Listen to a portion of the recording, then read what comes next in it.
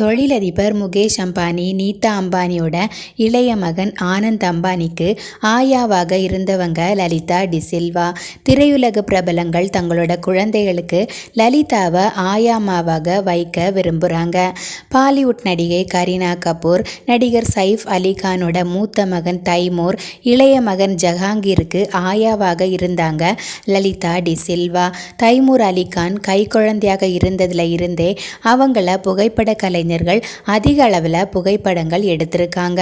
அந்த புகைப்படங்களில் எல்லாமே லலிதா டிசில்வாவும் இருந்தாங்க.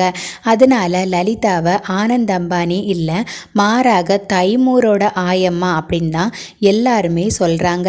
தைமூருக்கு ஆயாவாக இருக்க கரீனா கபூர் கிட்ட மாதம் 2.5 லட்சம் கேட்டாங்க லலிதா டிசில்வா அப்படின்னு கூறப்பட்டது. லலிதா கேட்ட தொகையை கரீனாவும் கொடுத்தாங்க அப்படின்னு எல்லாருமே சொன்னாங்க. இந்நிலையில் இந்த சம்பளம் குறித்து லலிதா டிசில்வா கிட்ட கேட்கப்பட்டது. அதுக்கு அவங்க இப்படி சொல்லியிருக்காங்க.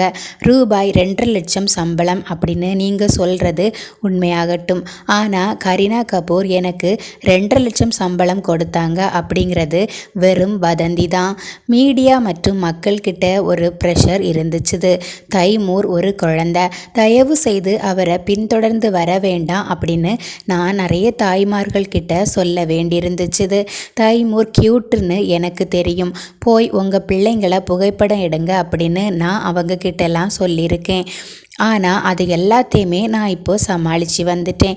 மீடியாவை எதிர்கொள்கிறது, குழந்தைய புகைப்படம் எடுக்கிறதுலேருந்து அவங்கள கட்டுப்படுத்துவதில் எனக்கு அனுபவம் இல்லை. தைமூரோட பாதுகாப்பு தான் எனக்கு முக்கியமாக இருந்துச்சு. குழந்தைய எல்லாரும் புகைப்படம் எடுப்பதில் இருந்து நான் பாதுகாக்க விரும்பினேன். நான் என்னோட கடமையை செய்திருக்கேன் அப்படின்னு அவங்க சொல்லியிருக்காங்க.